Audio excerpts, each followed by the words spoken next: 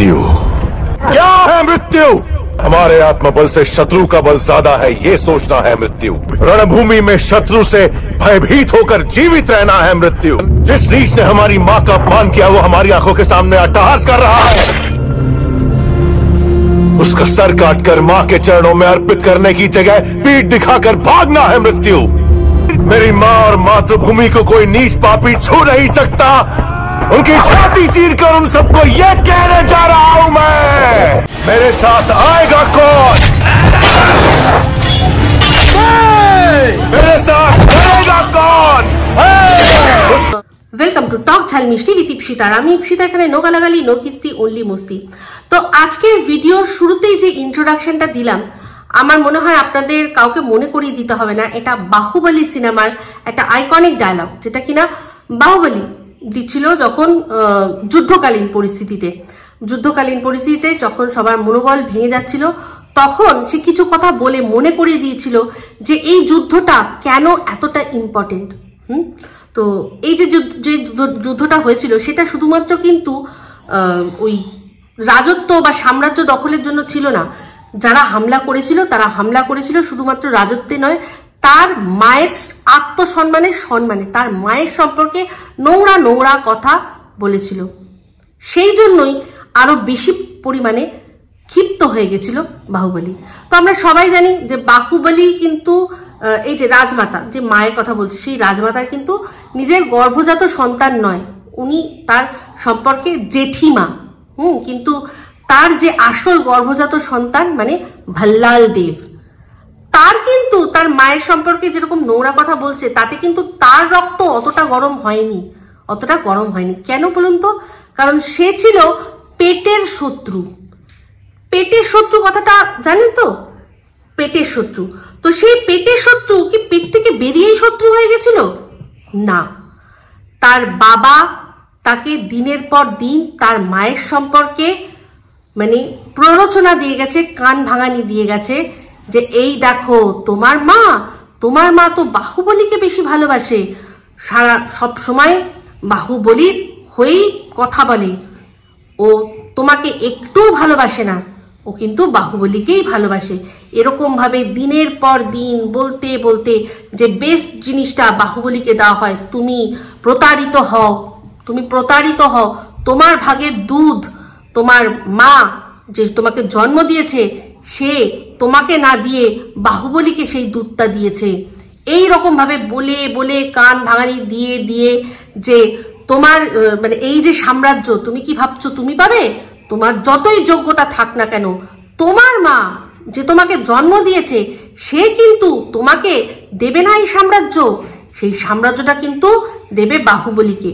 এই যে দেখছো নানান রকম তোমাকে শিক্ষা দেওয়া হচ্ছে, এই দেওয়া হচ্ছে, সে দেওয়া হচ্ছে, বলছে যে একটা আমরা প্রতিযোগিতা করব, তার মাধ্যমে রাজা চুজ করব, কিন্তু তুমি ভেবো না ওটা কিন্তু ফেয়ার হবে না। তোমরা বাহুবলীকেই বানানো হবে রাজা। তোমাকে এখানে মিছি ছোটবেলা থেকে তোমার মা মানে দিনে রাতে ডিপ্রাইভ করে গেছে। এই রকম বলে বলে বলে বলে ভাল্লাল দেবের কান ভাঙিয়ে তার মায়ের সম্পর্কে একটা গোটা বিষ বৃক্ষ তার ভেতরে এমন ভাবে রোপণ করা হয়েছে যে সেই গর্ভজাত সন্তান মানে পেটের শত্রুর হাতেই কিন্তু মৃত্যু হয়েছিল রাজমাতার। সেটা জানি আমরা সব, সিনেমাটা আমরা সব জানি, বাহুবলী 1, 2 আমরা সবাই দেখে নিয়েছি, ঠিক আছে? তো এখানে এই কথাগুলো বললাম কেন?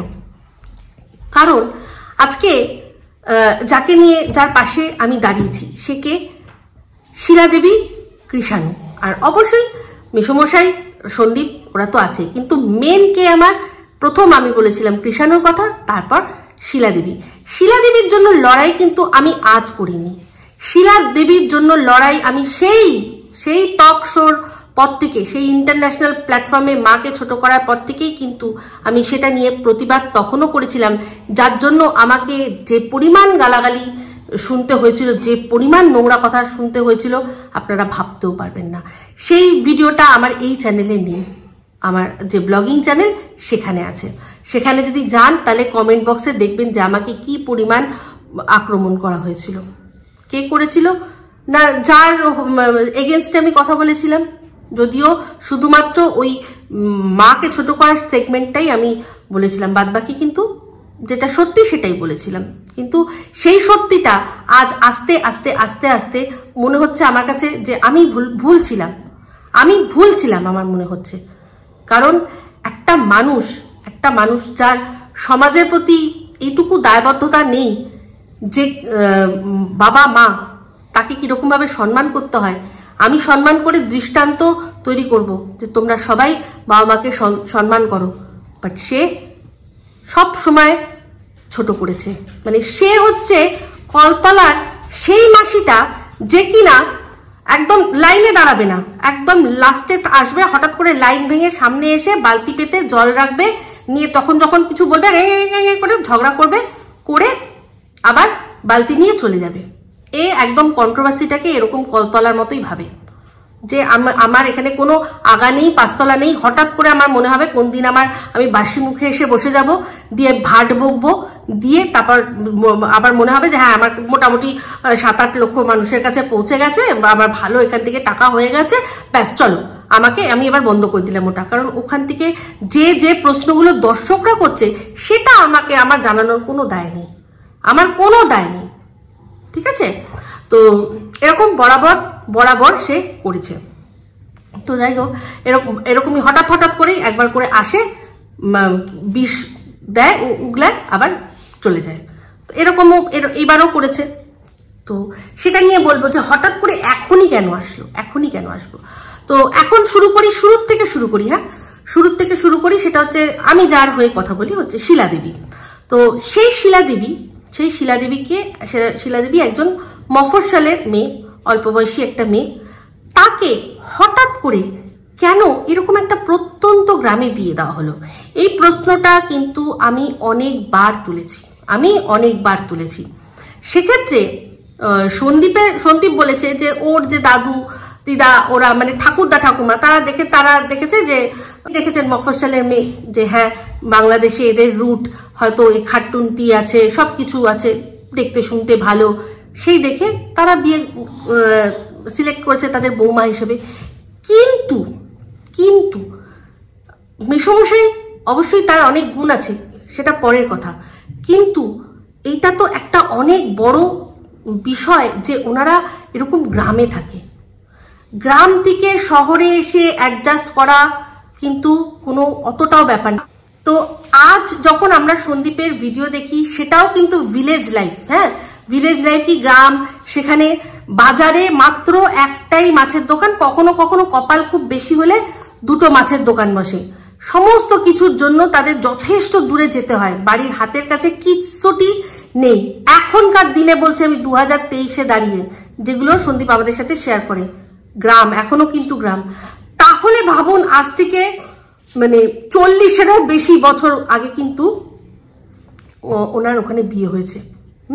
কারণ মানে প্রথম সন্তানেরই বয়স কিন্তু 40 পেরিয়ে গেছে। তো তার মানে তারও নিশ্চয়ই অ্যাটলিস্ট 1 বছর আগে বিয়ে হয়েছে। তাহলে সেই সময় ওটা কি ছিল? আজ যে দুমদাম করে বাতকুল্লা যাই যে বাতকুল্লায় যাচ্ছি এটা পাচ্ছি, বাতকুল্লা যাচ্ছি সেটা পাচ্ছি, তখন কিন্তু ওটাও ওরকম জনপদ অতটাও ছিল না, এটা আমার ধারণা। আজ থেকে 40 বছর আগে সেখানে এনাকে ওখানে বিয়ে দেওয়ার কি মানে ছিল? হঠাৎ করে এত দূরে কেন পাঠিয়ে দেওয়ার? তাহলে কি শিলা দেবীর মা, স্বর্গত মা, উনি খুব মানে কিছুদিন আগেই স্বর্গে প্রস্থান করেছেন, ওনার আত্মার শান্তি কামনা সবসময় করি আর করব।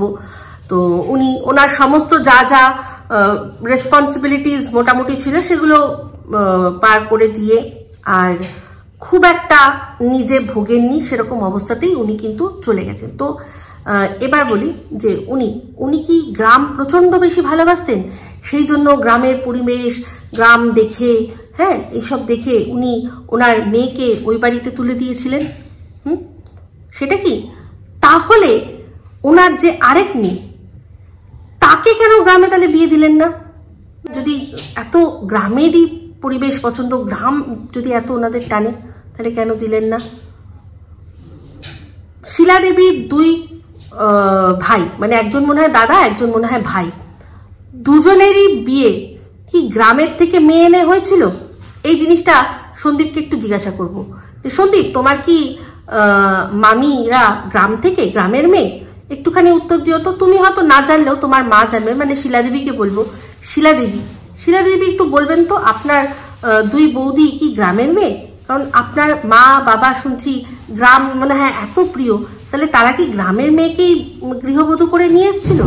সেটার একটু উত্তর দেবো, তাহলে বুঝবো যে হ্যাঁ ওনারা গ্রাম প্রিয়। তাহলে বক্তব্য যে ছোট মেয়েকে কেন গ্রামে বিয়ে দেওয়া হলো না? ছোট মেয়েকে কেন গ্রামে বিয়ে দেওয়া হলো না?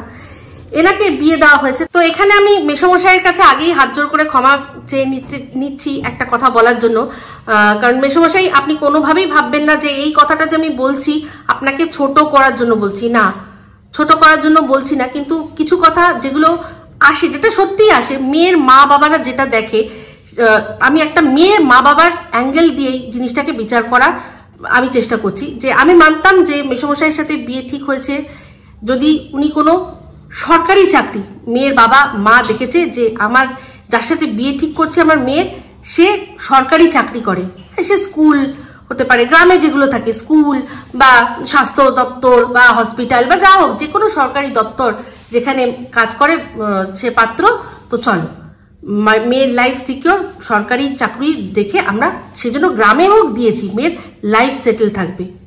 সেটাও তো কিন্তু নয়। আমরা জানি মেসোমশাই অনেক গুণ, মেসোমশাই অনেক কিছু গুণ, কিন্তু যখন সেই গুণগুলো তো পরবর্তীকালে এসছে না, পরবর্তীকালে এসছে। যখন বিয়ে দেওয়া হয়েছিল তখন তো এতটা কি ভেবেছিল, এতটা যে ওনার এই গুণ, ওনার এত রকমের, উনি কখনো গান কখনো হাতের কাজ এত ভালো জানেন, এইগুলো কি তখন জেনেছিল? জানেনি। বাবা মায়ের যে মানে মেয়ের বাবারা অতটা ওইরকম দেখে না, আগে দেখে যে কিভাবে মানে মেয়েকে দুবেলা দুটো খেতে দিতে পারবে। তো হ্যাঁ, জমি জমা ওদের ছিল, চাষি ফ্যামিলি, জমি জমা ওদের ছিল। তো সেক্ষেত্রে তাহলে এরকমই আরেকজনকে দেখে ছোট মেয়েকে কেন বিয়ে দিল না? ছোট মেয়েকে কেন বিয়ে দিল না? তো এবার বলুন যে বিয়ে হলো, তারপর কি হলো? উনি নিশ্চয়ই সন্তান সম্ভবা যখন হলেন, তো আমরা জানি আজকের ডেট নয়, সে সময় আগে, এখনকার তাও হয় বা হয় না, কিন্তু সে সময় কিন্তু মেয়ে যখন প্রেগনেন্ট হতো সেই মেয়েকে কিন্তু বাপের বাড়িতে পাঠিয়ে দেওয়া হতো, বা বাপের বাড়ি থেকে তাকে নিয়ে চলে আসতো। সেখানে বাচ্চা ডেলিভারি হতো, হয়ে অ্যাটলিস্ট 6 মাস বাচ্চাটাকে বড় করে 6 মাসের করে নিয়ে তারপর শ্বশুরবাড়িতে পাঠাতো, এটাই জানি। বা অনেক সময় অনেক ক্ষেত্রে এরকম দেখা গেছে যে মেয়ের মা সে মেয়ের শ্বশুরবাড়িতে এসে থেকেছে। হয়তো অনেক বাড়িতে এরকম সুবিধা নেই বাচ্চাকে নিয়ে যাওয়ার, বাচ্চাকে মাকে নিয়ে যাওয়ার সুবিধা নেই, তারা এরকম করেছে যে মা চলে এসছে যাতে মেয়ের ওই প্রসবকালীন সময় সুবিধা, কাজ বাজ সব দিক দিয়ে সুবিধা করতে পারে, বাচ্চাটার টেক কেয়ার করতে পারে, এরকমও কিন্তু দেখা গেছে। তাহলে এইটা কেন হলো না? এই জিনিসটা কেন হলো না? বাচ্চাটা হয়ে যাওয়ার পর 3 মাস পর কেন বাচ্চাটাকে দেখতে যাওয়া হলো? আর দেখতে গিয়ে কি যে আমায় খেতে দিচ্ছে না বলেছে, বাচ্চাটা দুধ মুখের সামনে দিয়েছে, চচা করে পুরোটা টেনে দিয়েছে। তো এই যে এই কথাগুলো কি বাচ্চাটার কোনোভাবে মনে রাখা সম্ভব যে 3 মাস বয়সে আমার প্রচন্ড খিদে পেয়েছিল? আমি যেটা বলেছিলাম যে ইচ্ছাধারী নাগিন, যে একেবারে চোখের মধ্যে ফটো উঠে গেছিল, এটা কি হয় না। তো তাকে তো এটা বোঝানো হয়েছিল। এই কথাটার জন্যই কিন্তু এই ভাল্লাল দেবের এই উপমাটা আপনাদের দিলাম, যে যেরকম রাজমাতার সম্পর্কে বিষ ঢালা হয়েছিল ভাল্লাল দেবের কানে, তেমনি কিন্তু এখানেও কিন্তু এই সেম কেস। সেক্ষেত্রে এই যে ঘটনাটা যে ঘটানো হয়েছে সেটা কিসের জন্য হয়েছে সেটা পরবর্তীকালে বলবো। তো এই ভিডিওটা ফার্দার এগোনোর আগে, এই ভিডিওটার মধ্যেই আগে একটু কথা বলে নিতে চাই, কয়েকটা কথা সন্দীপের ব্লগটা দেখলাম, ভীষণ ভালো লাগলো। হ্যাঁ, সবার আগে বলি, যেটা তুমি তোমার কমেন্ট বক্সেও তার প্রতিফলন পেয়েছো, প্রত্যেক কটা মানুষ একটাই কথা বলছে যে ওই পাপ্পিগুলো দিয়ে তুমি ভয় পেও না, ওরা কৃষাণুর কোনোভাবে ক্ষতি করতে পারবে না। হ্যাঁ, এটা সত্যি, যদি একটু বিশ্বাস করো তাহলে বলবো যে ওই বাচ্চাগুলোকে একদম ভয় পেও না, ওরা কৃষাণুর ক্ষতি করবে না, উল্টে ওদের থেকে কৃষাণুর লাভই হবে, ওরা কৃষাণুর খুব ভালো বন্ধু হবে। তো যাই হোক, মেসমশাই যে ওদের জন্য রান্না করছেন, করে মানে বাচ্চার মাকে খেতে দিচ্ছেন, সে তো ভীষণ ভালো কথা, ভীষণ ভালো কথা। মাকে খুব ভালো করে খাওয়াও, কারণ ওই বাচ্চাগুলোর মেন খোরাকই হচ্ছে এখন মা দুধ। কিন্তু তার সত্ত্বেও মাঝে মাঝে তুমি যে মুড়ি দিচ্ছিলে, তো মুড়িটা এখন ওরা ভালো খেতে পারবে না, কারণ দাঁতটা মুড়িটা ভালো খাবে যখন দাঁতটা সুসুর সুসুর করে, তখন ওরা মুড়ি চিবিয়ে চিবিয়ে ভালো করে খেতে পারে। কিন্তু এখনকার জন্য তোমায় বলবো, তোমরা তো দুধ বাড়িতে নাও, দুধের পরিমাণটা একটু বাড়িয়ে দাও, হ্যাঁ, বা ওই প্যাকেটের দুধও একটা নিয়ে আসতে পারো। রোজ তো বাজারে যাও, তোমাদের যদি দোকান থেকে প্যাকেটের দুধ, একটা দুধ আনবে, একটা বড় থালা মতো রাখবে, তার মধ্যে ঢেলে দেবে, প্রত্যেকটা বাচ্চা দেবে কি সুন্দর গোল করে ঘিরে ওখানে খাবে। ওইটা দেখবে তুমি নিজে দেখে নিজে প্রচন্ড স্যাটিসফাইড হবে, আর আমরা হব, আমি অপেক্ষা করব। তুমি যদি এটা করতে পারো খুব ভালো হবে। আর আমি জানি যারা প্রত্যেকজন ডগ লাভার আছেন, ওনারা প্রত্যেকে খুব ভালোবাসবে, আর ওই দৃশ্যটা দেখার জন্য আমরা রোজ অপেক্ষা করে থাকবো। কারণ এইসব দৃশ্য যারা পজিটিভ মানুষ আছে, তারা আমরা এইসব দেখতে পছন্দ করি। আজ তোমার ভিউজ কম হচ্ছে, আর এই যে এদিকে টিনটিনের ভিউজ বেশি হচ্ছে, সেটা নিয়ে টিনটিনের যে দালাল সে বলছে, হ্যাঁ কি ভিউজ ওখানে আর কি ভিউজ এখানে। হ্যাঁ, কেন বলো তো, ওখানে যারা যাচ্ছে গিয়ে নোংরামি খুঁজতে যাচ্ছে, দেখি তো প্রেমিককে দেখা গেল কিনা, দেখি তো ওই টুকরো পাওয়া গেল কিনা, যেটা চাষ হচ্ছিল সেটা তো একটা খাবারের মধ্যে থাকে, সেই খাবারটা দেখা গেল কিনা, এই সব দেখি তো লেপের তলায় কেউ আছে কিনা, দেখি তো কেঁতার তলায় কেউ আছে কিনা, এই সব দেখার জন্য ওখানে ভিড় হচ্ছে, আর কোনো কারণ নেই। তোমার যারা আছে তারা, তুমি যাই দেখাও না কেন, এই পজিটিভিটি যেহেতু একবার খুঁজে পেয়েছে, তারা বারবার আসবে, তারা ওটার জন্য বারবার আসবে। আর এই ভিউজ দিয়ে কিচ্ছু বিচার হয় না, তোমার ভিউজ কম আর ওর ভিউজ বেশি বলে তুমি ভুল ও ঠিক, এটা কোনোভাবেই হয় না, কোনোভাবেই হয় না। তাহলে তো বলবো, তাহলে তো মানে কি বলবো, এই যে এত বড় চ্যানেল, 6 লাখ 7 লাখের চ্যানেল, তার ভিউজ কোথায় হয়েছে? তার ভিউজ তো মানে কি বলবো, টিনটিনের থেকেও কম। তাহলে এটা দিয়ে কখনো বিচার করা যায় না কোনো মানুষের, সে ঠিক না ভুল। তো এখানে বলছি যে ও এই ঘোড়ামুখী দালাল বলছে যে ওর বাড়িতে বিড়াল আর এর বাড়িতে কুকুর। হ্যাঁ, ওরা দেখো কি সুন্দর বিড়ালকে ঘরে আনতে পারছে, বিড়ালকে ঘরে আনতে পারছে। ওই বাড়িতেই যদি একটা বাচ্চা, কৃষাণুর মতো একটা বাচ্চা যদি থাকতো না, তাহলে ওই বিড়ালটা ডেঞ্জারাস হতো। কারণ কুকুরকে তুমি যাই করো না কেন, কুকুরকে কৃষাণু তাড়া করছে, কুকুররা দৌড়ে দৌড়ে চলে যাচ্ছে, ভয় পাচ্ছে, ঘুরে কোনোভাবে আসছে না। কিন্তু এখানে এটাই যদি বিড়ালকে তাড়া করতো, বিড়াল একটা সময় এসে থাবা বসিয়ে দিত, কারণ এটাই বিড়ালের নেচার, এটা বিড়ালের নেচার। আর কুকুররা ওর সাথে খেলবে। তো তুমি একদম ভয় পেও না, আর মাকে ভালো করে খেতে দিচ্ছ, খুব ভালো লাগছে। আর বাচ্চাদেরকে এরকম একটু দুধ দাও, কারণ আমি এটুকুই বলবো, ওদের এখনো বিস্কিট টিস্কিট আমার মনে হয় এখনো অতটা দরকার নেই। ওরা যা বাচ্চা, একবেলা ওই একটু দুধ দিয়ে দেবে, আর তারপর ওর মা দেবে, মাকে ভালো করে খাওয়াবে, সুন্দর দেখবে তোমার বাড়িতে ঢুকতে ভয় পাবে। যে দুমদাম করে ঢুকে এসেছিল না অযাচিত ভাবে, সেরকম কোনো মানুষ ঢুকতে পারবে না। তোমরা বলবে, কৃষাণু বলবে, তবে গিয়ে গেট ছাড়বে।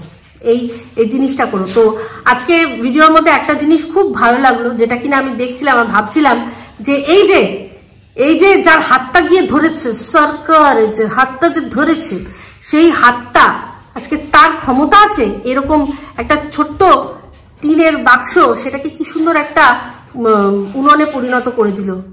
না ফিতে লাগলো, না টেপ লাগলো, চোখের আন্দাজে 2-4টে ঠোকা মারলো, করে কি সুন্দর ওটাকে কেটে দিল হাতে। ওই তো সামান্য একটা, ওই যেটা দিয়ে নারকল ভাঙি আমরা, সেই রকম একটা জিনিস ছিল, তাতে বানিয়ে দিল। কি সুন্দর হাতের কাজ। ওই যেটা হয়েছে স্কোয়ারটা, কি সুন্দর একদম মাপ মতো হয়েছে। পারবে এই যে মানে যার হাতটা ধরেছে, তার হাতে শুধু ওই ল্যাটা মাছই মানায়, প্যান্টের ভেতরে ল্যাটা মাছ ধরে থাকাটাই মানায়। ওর দ্বারা আর কিচ্ছু হবে না, অবশ্য যে হাতটা ধরেছে সে হয়তো ওটাই চায়, সেই জন্যই যে হাতের যে স্কিল, এইটুকু দেখলাম, তাতেই বুঝে গেলাম যে সন্দীপের হাতের স্কিল কত ভালো। তো ওই যে তোমাদের আজকে উপরে খাওয়া দাওয়া ভীষণ সুন্দর হলো খাওয়া দাওয়া। তো আর হচ্ছে গিয়ে এটাই বক্তব্য। তো আজকে এইটার মধ্যে একটা কথা বলি যে সুপার বদ্দি তো আচ্ছা করে খেলো গো। সুপার কাছে খুব আগের দিন বকতে গেছিল না, তুমি এর সাথে কথা বলবে না, তুমি ওর সাথে কথা বলবে না, তুমি তার সাথে কথা বলবে না, তোমাকে ইউজ করবে, তোমার ফেস, তোমার এই করবে সেই করবে, দিয়েছে ফেসের মধ্যে আচ্ছা করে একটা দিয়েছে।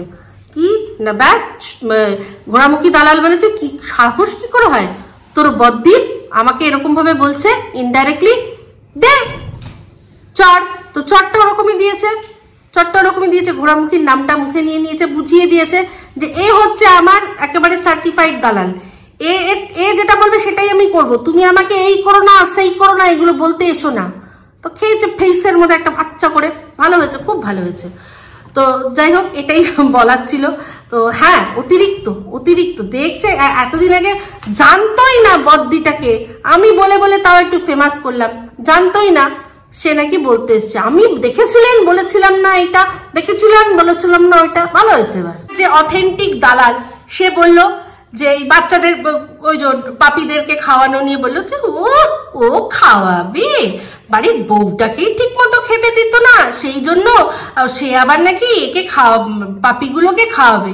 হ্যাঁ, বাড়ির বউটার চেহারা তো আমরা কেউ দেখতে পেতাম না, এমন চেহারা না খেতে পেয়ে এমন চেহারা হয়েছিল যে হার্বাল লাইফ খেয়ে শেষমেশ রোগা হতে হয়েছে। কি অবস্থা ভাবতে পারেন, খেতে পেত না মেয়েটি, সেই জন্য হার্বাল লাইফ খেয়ে রোগা হয়েছে। তা বলি শোন না, বলছি তোর বরের পয়সায় যা ইনকাম হয় তাতে তো তোদের জল গরম হয় না, বাট তোর তো যা ইনকাম লক্ষাধিক, সবকিছু গরম হয়ে যায়। সেই জন্যই কিনা সমস্ত ভিডিওগুলো একেবারে টাইমে শিডিউল করে, দুপুর 2টোয় ভিডিও আসলো তার মানে বাড়িতেই আছে, বিকেল 4টে ভিডিও আসলো তার মানে বাড়িতেই আছে, সকাল 10টায় ভিডিও আসলো তার মানে বাড়িতেই আছে। আগের দিন রাত জেগে ভিডিওগুলো পুরো করে রাখতো, সতীলক্ষ্মী বাড়িতেই, লোকে ভাবছে কোথাও যায় না, তো বাড়িতেই, দুপুর 2টোর সময় ভিডিও আসলো দেখলাম, তার মানে তো বাড়ির থেকেই করেছে। শিকার করতে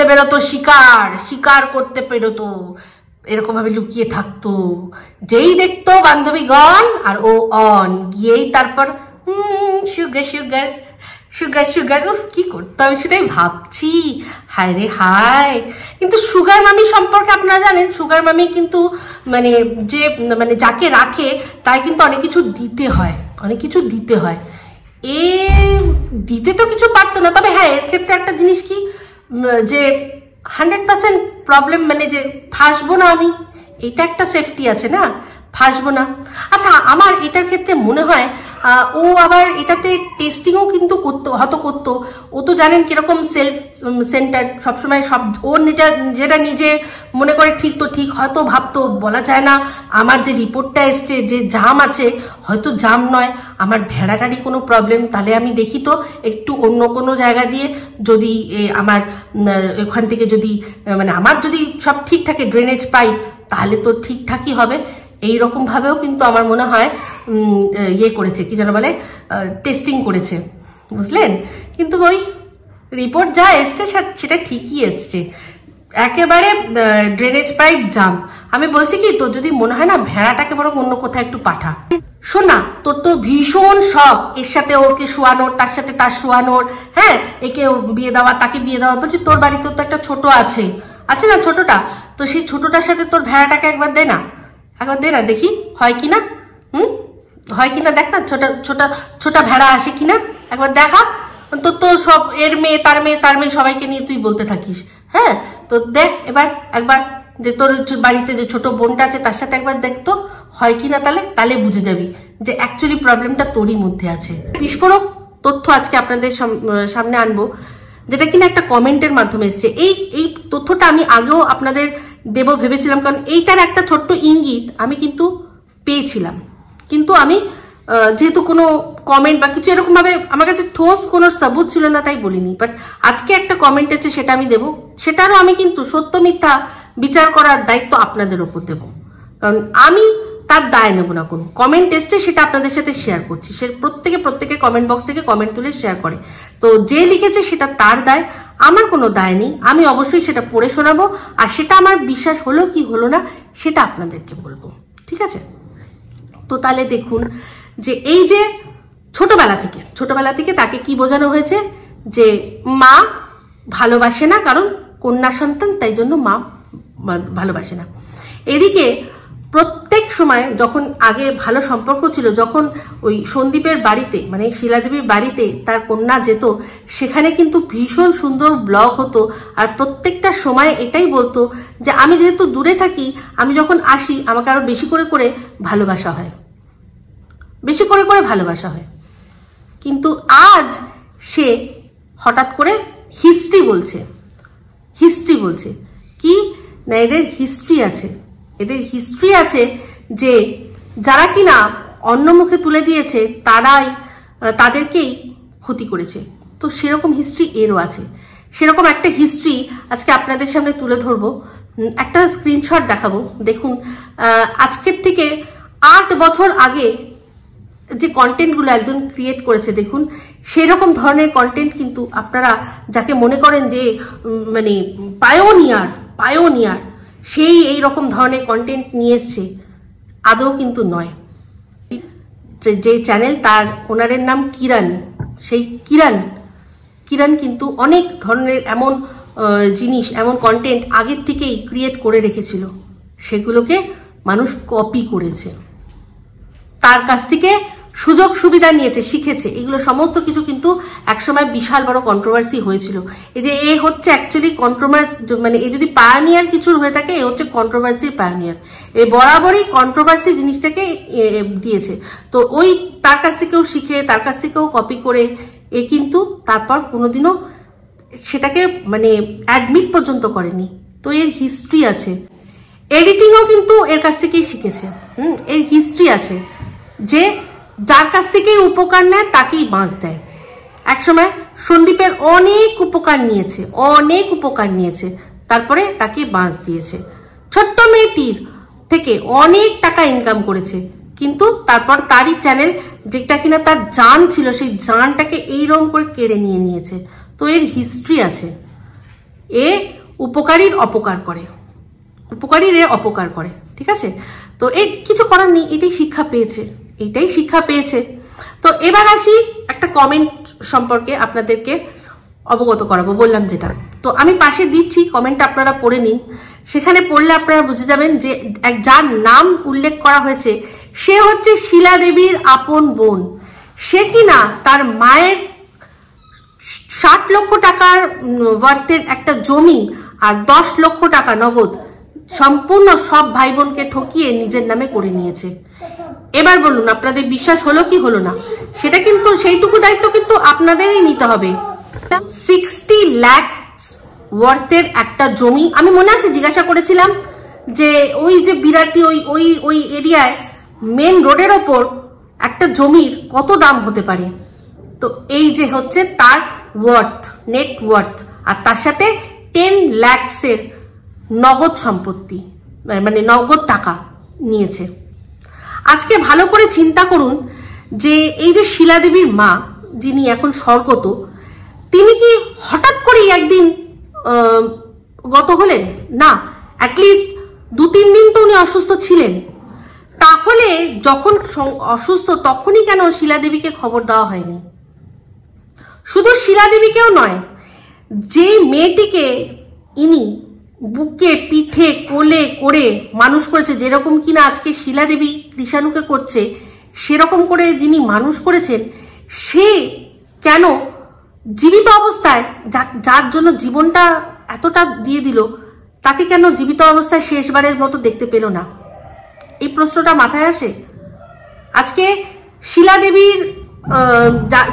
দেবী যাকে তুলে দিয়েছিল তার মায়ের হাতে, তার কিন্তু আসার কথা ছিল পুজোর মধ্যে, তাহলে কেন সে জিনিসটা পিছালো? নিশ্চয়ই এখান থেকেই যার সম্পর্কে লেখা হয়েছে সে বলেছে তার এখন আসতে হবে না, ধীরে সুস্থে আসলেই হবে, ধীরে সুস্থে আসলে হবে, ঠিক আছে এখন। তো সেও ভেবেছে হয়তো ইনি যখন বলছেন ঠিক আছে, তার মানে নিশ্চয়ই ঠিক আছে, সেই জন্য সেও পোস্টপন করেছে।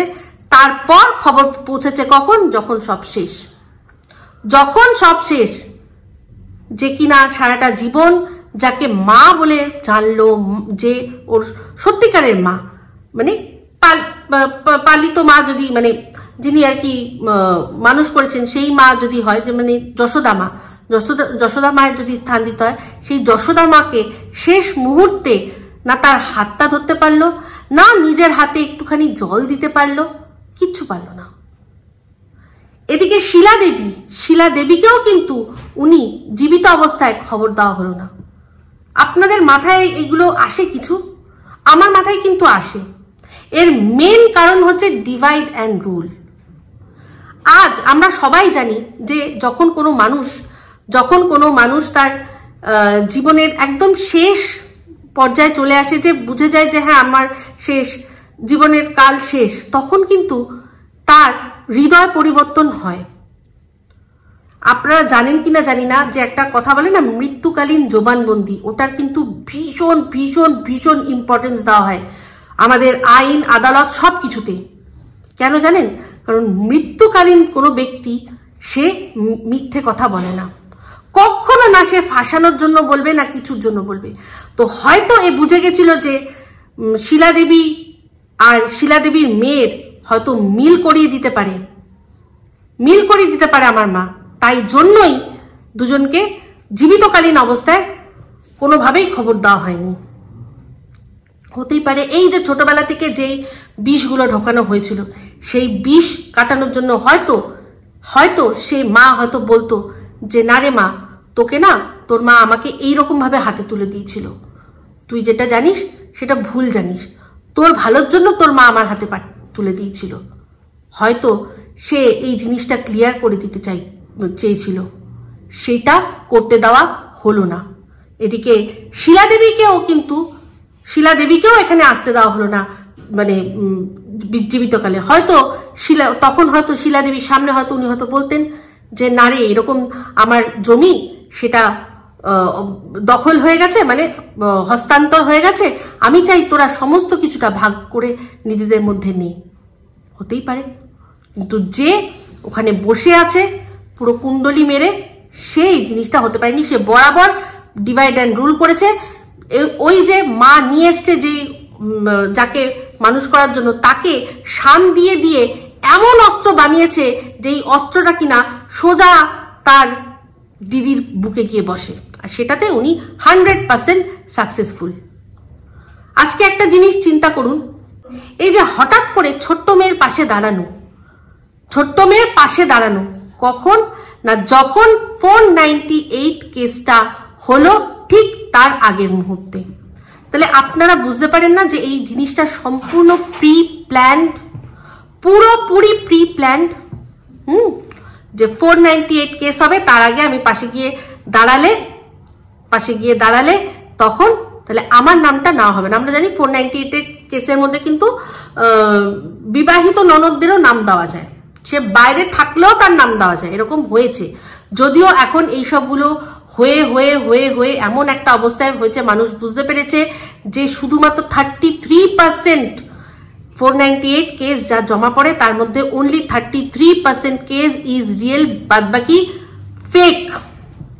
এই মেয়েদের হিতার্থে যে আইনটা আনা হয়েছিল, সেটা মেয়েরা নিজেদের, মানে কি বলবো, মানে তারা এটাকে, অস্ত্রটাকে ব্যবহার করছে নিজের শ্বশুর বাড়িকে চাপে রাখার জন্য। যেরকম যার জল জ্যান্ত উদাহরণ হচ্ছে এই ঘোড়ামুখী দালালি। 498-এর ভয় দেখিয়ে ভদ্র মানুষগুলোকে তাদের বাড়িতে সেও কুণ্ডলি মেরে বসে রয়েছে। তার সত্ত্বেও কি না তাদের একটা না বংশধর দিতে পারছে না কিছু, তার সত্ত্বেও তাকে কিছু বলার ক্ষমতা নেই। বাট এই যে 490 কেসটা হয়েছে, সেটা ধোপে টেকেনি, সেটা আপনারা ভালো করেই জানেন। কারণ না হলে একদিনে কেউ বেল পেয়ে যায় না, যখনই দেখিয়ে দিয়েছে প্রমাণ। কোন প্রমাণটা কি সেটা সন্দীপ খুব ভালো করে জানে, কোন প্রমাণটা।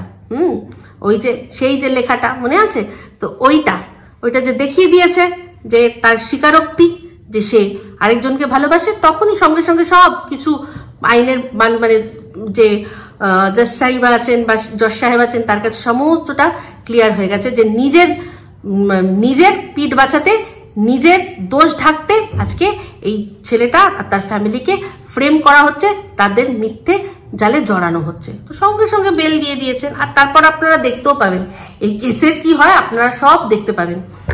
তো বুঝতে পারছেন হঠাৎ করে ছোট্ট মেয়ের পাশে এই সময়ই কেন এসে দাঁড়ানো। আর এটাও আপনাদের বলি, আজকে যে ওদের এই যে চ্যানেল, ওদের যে দুটো চ্যানেল বন্ধ হয়ে গেছে, এই দুটো চ্যানেলের সম্পর্কেও কিন্তু এই মানুষটি একদিকে সন্দীপ মানে শিলাদেবীর বাড়িতে বলেছে যে সাবধান, এত টাকা কামাচ্ছে, আর এদেরকে বলেছে যে এতটা ওদের তোরা এত উঁচু স্থানে পৌঁছালি, ওরা যোগ্য না, পিঠ পিছে তোর মানে নিন্দা করে। দুদিকে এরকম ভাবে গেম খেলেছে। এখানেও ডিভাইড অ্যান্ড রুল করেছে, দুই ভাই বোনকে কোনোভাবে এক হতে দেয়ইনি, মাঝখানে ঢুকিয়ে দিয়েছে নিজের ছেলেকে। সেই হচ্ছে আসল ভাই। বুঝতে পারছেন এনার গেমটা, এনার গেম এটা হচ্ছে সম্পূর্ণ এনার গেম। উনি আগেও কিন্তু ওই ব্লগারকে pioneer blogger, elite class blogger বলেছি বলে আপনারা সবাই খুব বলেছেন এলিট ক্লাস। কিন্তু যাই হোক, আমি বলছি আমি তো আর ক্লাসলেস নই, আমি তো ওর মতো নই যে একজনকে থার্ড ক্লাস বলবো, তাই জন্য আমি এলিট ক্লাসই বলছি। এবার বুঝে নিন এলিট ক্লাসটা কোথায় জায়গায় গিয়ে লাগবে। তো সেরকমই আর কি। তো এই এলিট ক্লাসকে বলেছে যে সাবধান, আর ওদিকে ভাইয়ের বউকে বলেছে চুরি করো। দুজনকে এরকম করে একদম দুজনের সাথে সম্পর্ক নষ্ট করিয়ে দিয়েছে। এই না হলে ভাবুন না, জানবে কি করে যে কত টাকা কামাচ্ছে। এর কাছ থেকেই প্রথম শুনেছে যে ও তোদের এই দেয়, ওরা তো এত কামায়, মা তোরা জানিস না। আর এই কিন্তু এই এবারেও এই কান ভাঙচি দিয়েছে, আর একে বলেছে তুই ওদের পাশে গিয়ে দাঁড়া, তোকে দেবে না, উল্টে ওদেরকে জড়াই চালে। কেন এখন যদি শিলাদেবীকে আর শিলাদেবীর পরিবারকে যদি মামলায় কেসে জড়িয়ে দেওয়া যায়, তাহলে এদের কোনোভাবেই এই সম্পত্তির ওপর কোনো রকম ওটা মানে ওরা নজরান্দাজ করে দেবে, এই ব্যাপারটা নজরান্দাজ করে দেবে। ওরা ওই কেস নিয়ে সামলাবে নাকি মায়ের সম্পত্তি পেলাম কি পেলাম না নিয়ে চিন্তা করবে। এমনিতেই আপনারা জানেন যে এই ঘটনাগুলোর আগে সন্দীপ রায় এসব কেস কামারি, থানা, পুলিশ এসব নিয়ে ওরা একেবারেই নবিশ ছিল, এটা আমরা দেখেই বুঝতে পারি। আর ওরা একটুখানি যেরকম আছি ঠিক আছে ভাই, এরকম একটা মানুষ। ওরা নিজের অধিকারের জন্য লড়তে জানে না। যদি লড়তে জানতো শিলাদেবীর তখনই উচিত ছিল ডিফামেশনের কেস করা। ডিফামেশন কাকে বলে বুঝিয়ে দেওয়া, তাহলে সব প্রমাণ দিতে হতো যে দেখাও, কোথা নিয়ে আসো, লোক নিয়ে আসো, বলুক কোথায় আমি না খাইয়েছি, বলুক, দেখিয়ে দিত। ডিফামেশন কাকে বলে দেখিয়ে দিত। তো যাই হোক, এখনো কিন্তু সময় যায়নি। তো এরকম প্রচুর মানুষ গিয়ে এমন উস্কানি দিয়েছে যে স্ট্রাইক দিয়েছে, এমন উস্কেছে। যারা ভালো চায় না তারাই, যারা চায় ওকে লুজার হয়ে সবসময় সারা জীবন থাকুক, সেরকম লুজার যারা চায় তারাই উস্কানি দিয়েছে। আর এও গিয়ে তাই করেছে। কারণ এর পাশে যেটা আছে তাকে নিয়ে আমি কোনোদিনও মানে অনেক কথাই বলেছি, কিন্তু তার বডি শেমিং করিনি। কালকে নাকি একজন আমাকে বললো যে তুমি তো ভুঁড়ি নিয়ে বলেছো। না, ওর বরের ভুঁড়ি নিয়ে আমি কিছু বলিনি। আমি শক্তি তাকে নিয়ে বলেছি, আমি কখনোই ওকে নিয়ে বলিনি। বাট এবার তো বলবো যে ওর পাশে যে জলঘটের মতো যেটা বসে থাকে, সেই ঘরটা, তার ঘটে কিছুই নেই, সে ভালো বুদ্ধি কোনোদিনও দিতে পারেনি। তো জলঘটের মতো বসে থাকে, ঘটে কিছু নেই, কথাটা কেন আরো বললাম?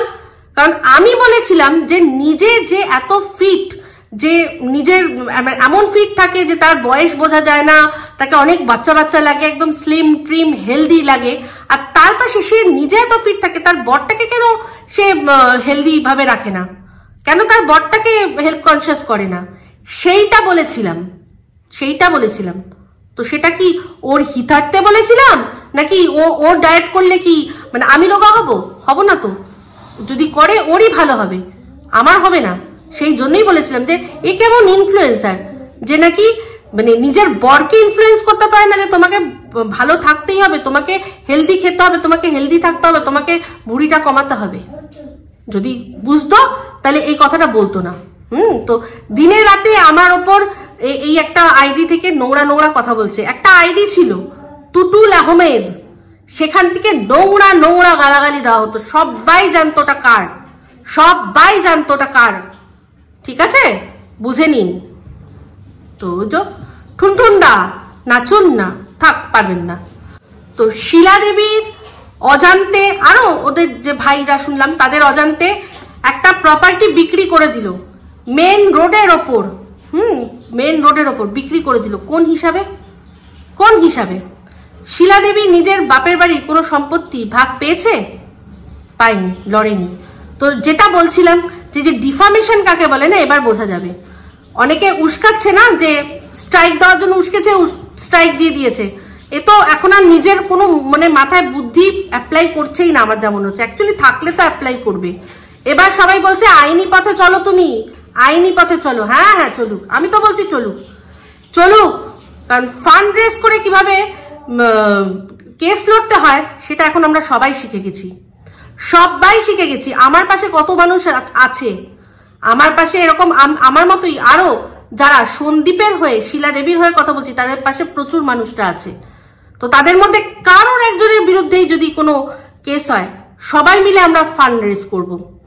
যেখানে কিনা এই ঘোড়ামুখী দালাল একটা ছোট্ট বাচ্চার মানে জন্ম সংক্রান্ত প্রশ্ন করছে, তার মাকে জিজ্ঞাসা করছে যে স্পাম কার্ড, বাচ্চাটা যে তোমার হয়েছে তার স্পাম কার্ড।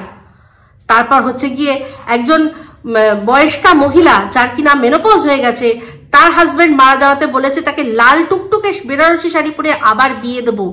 তারপর তারই বাড়ির বউদের মেয়েদের বলেছে তারা সব চামড়ার ব্যবসা করে উইদাউট এনি এভিডেন্স। তো তার বিরুদ্ধে যখন মামলা হয়েছে সেখানে পর্যন্ত লোকে ফান্ড রেজ করে দিচ্ছে কি না, 25 লক্ষ টাকা টার্গেট ছিল, 25 লক্ষ টাকা উঠে গেছে। তাহলে বলুন, এখানে আমরা যদি একজন মায়ের জন্য লড়ি, আমাদেরকে লোকে দেবে না? ভরে ভরে দেবে, 2 হাত ভরে দেবে। আর যদি আমি এটাও বলছি যে শিলা দেবী যদি নিজের ডিফামেশনের জন্য লড়ে, আমাদের লাগবে না। উনি যদি লড়ে যে কোন হিসাবে আজকে এই কথাগুলো বলা আমার সম্পর্কে, যে আমি খেতে দিইনি, মারতে চেয়েছিলাম, কোনো প্রমাণ আছে? প্রমাণ আছে? যদি এবার উনি বলেন, উনি নিজে কোনো ইনকাম মানে সরাসরি করে না, যদিও সন্দীপের যা ওনার তা, কারণ সেটা আমরা জানি, সেটা আমরা সবাই বুঝি, তাও বলছি উনি তো নিজে কোনো ইনকাম করে না। আজকে এরকম একজন মা যে লাঞ্ছিত, যে অপমানিত, যে প্রতারিত, সেই মা যদি আজকে নিজের আত্মসম্মান, নিজের সম্মানের জন্য লড়ে, প্রত্যেক কটা মানুষ ওনার পাশে দাঁড়াবে একদম টাকা পয়সা সমস্ত দিয়ে। আর কিছু মানুষ তো একেবারে গিয়ে পাশে দাঁড়িয়ে লড়বে, পাশে দাঁড়িয়ে লড়বে, সেটা ও ভালো করে জানে। তো উস্কানি দিয়ে, গাছে তুলে দিয়ে অনেকে অনেক কিছু করবে, কিন্তু বুঝতে হবে, বুঝতে হবে। আমি আমার কথা বলবো, আমি এমন কোনো কথা বলিনি যে কথাটার জন্য আমার বিরুদ্ধে কোনো, এটা কোনো ডিফামেশনের হতে পারে। ভিডিওর মধ্যে থেকে যা কথা বলেছি, আর এখন যে কথাগুলো, সেটাও আমি আমার কমেন্টের মধ্যে এসছে, সত্যি মিথ্যা সমস্ত কিছু দর্শকরা বিচার করবে, তাদের ওপর বিচার করার জন্য কমেন্টটা তুলে ধরেছি, আমার কোনো স্টেটমেন্ট নয় এটা। কিন্তু হ্যাঁ, আমার যদি জিজ্ঞাসা করেন এই কমেন্টটা করে আপনার কি মনে হলো, এটা সত্যি না মিথ্যে, আমি বলবো আমার মনে হলো 100% সত্যি, বাকিটা আপনারা বিচার করে নিন, ঠিক আছে? তো এইবার আসি একটা মোক্ষম কথায়, সেটা হচ্ছে গিয়ে আপনারা অনেকেই জানেন না যে সন্দীপের এক আত্মীয়, সেও ব্লগিং করে। তো সে গতকাল ব্লগে দেখিয়েছে যে সে তার ছোট মায়ের কাছ থেকে সোনা পেয়েছে, একটা ব্রেসলেট দেখিয়েছে, ঠিক আছে? তো সেক্ষেত্রেও বলল যে এই যে ছোট মা নাকি বলে গেছিল যে আমার যা যা সোনা আছে সমস্ত আমার নাতি নাতনিদের মধ্যে ভাগ করে দিতে। উনি নাকি বলে গেছিল যে এটা ওকে দিতে, ওটা তাকে দিতে, সেটা তাকে দিতে। তো আমার বক্তব্য হলো, বলে গেছিল কাকে? যাকে বলে গেছিল তার কথা আমরা কি করে বিশ্বাস করব? তো আচ্ছা ধরো আমি তাও মানছি, সন্দীপ কি তার হিস্সার সোনা পেয়েছে? সন্দীপ তুমি পেয়েছো? কারণ নাতি তো তুমিও, মানুক না মানুক কোনো যায় আসে না, নাতি তুমিও, তো তুমি কি তোমার ভাগের সোনাটা পেয়েছো? আর ইনি কেন ডিসাইড করবে যে কাকে কি দিয়েছিল? উনি যখন মৃত্যুকালীন অবস্থায় অন্য কি কেউ শুনেছে যে বলেছে যে এটা ওকে দিতে, ব্রেসলেটটা ওকে দিতে, রিসলেটটা ওকে দিতে, চন্দ্রহারটা একে দিতে, কানবালাটা ওকে দিতে? এরকম কি কেউ শুনেছিল? এই সমস্ত কিছু এই একজনই করছে, একজন এই সমস্ত কিছু করছে। তো আপনারা বুঝতে পারছেন ব্যাপারটা? আশা করি সবটা আপনাদের কাছে ক্লিয়ার করলাম। তো যাই হোক, আপনাদের উত্তরের অপেক্ষায় থাকবো যে আপনারা যদি বাই এনি চান্স এরকম কোনো পরিস্থিতি আসে, আপনারা কি আমাদের পাশে দাঁড়াবেন?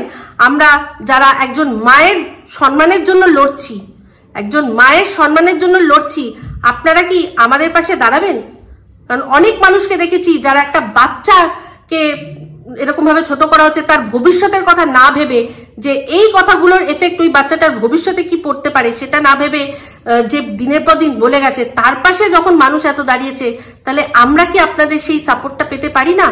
এই প্রশ্নটাই রাখলাম, রেখে আপাতত এই ভিডিওটা এখানেই এন্ড করছি। যদি ভালো লাগে তাহলে অবশ্যই লাইক, শেয়ার, কমেন্ট করতে ভুলবেন না। যারা চ্যানেলটা সাবস্ক্রাইব করেননি তারা সাবস্ক্রাইব করে নেবেন। সবাই ভালো থাকবেন, সুস্থ থাকবেন। আবার আসছি খুব শীঘ্রই একটা নতুন ভিডিও নিয়ে। Me Ipsita signing off. Love you all.